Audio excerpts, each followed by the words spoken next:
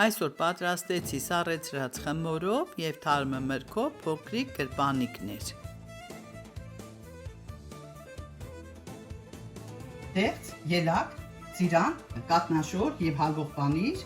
և շաքարի փոշի Եվ վանիլին։ Կտրատում ենք դեղցը մեր ցանկացած չափերով։ Ծիրանը և ելակը նույնպես կտրատում ենք մեր ուզած չափերով։ Կաթնաշորի վրա ավելացնում եմ վանիլինը և շաքարի փոշին։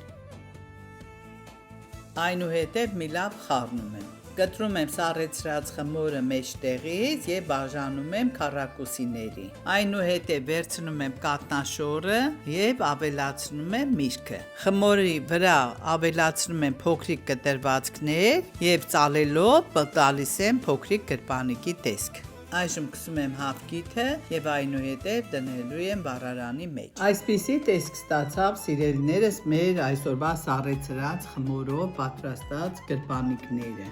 Հիմա փորձենք։ Համեղություն, թարմությունը մրգի զգում ես։ Սիրելիներս, սա ծիրան էր։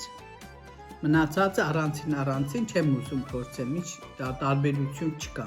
Պատրաստեք անպայման, պատրաստեք և անուշարեք, ինչպես մենք այսօր։ Սիրում եմ ձեզ, եղեք ակտիվ սիրելիներս և մնացեք միշտ Ռոզա տատիկի հետ։